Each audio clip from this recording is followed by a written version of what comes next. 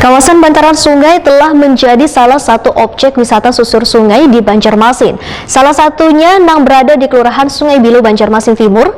Di kawasan tersebut didapati destinasi wisata Kampung Hijau. Supaya destinasi tersebut menjadi minat kunjungan wisatawan, maka warga pun menginginkan kawasan tersebut tertata dengan baik.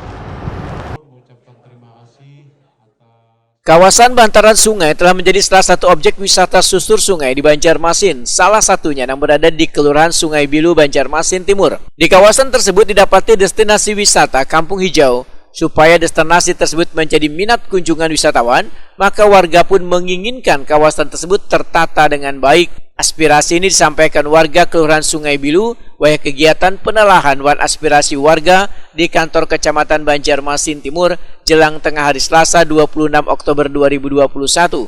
Menanggapi permasalahan ini, Ketua Komisi 4 DPD Banjarmasin Nur Latifah, wahai Takuni Prima TV memedahkan aspirasi warga untuk mempercantik Kampung Hijau cukuplah beralasan lantaran salah satu destinasi wisata susur sungai agar dipandang lebih menarik.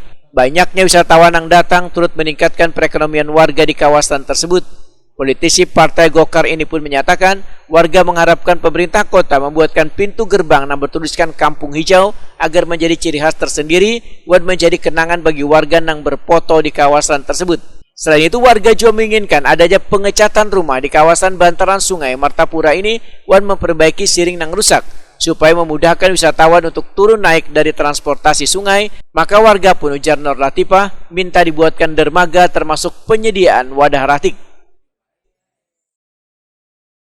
Destinasi wisata di Kampung Hijau, jadi warga sana minta dipercantik lah untuk wilayah Kampung Hijau seperti pembuatan gerbang, kemudian juga pengecatan rumah di pinggir sungai, kemudian juga ada beberapa siringnya sudah ada beberapa yang rusak, itu tolong minta diperbaikin juga.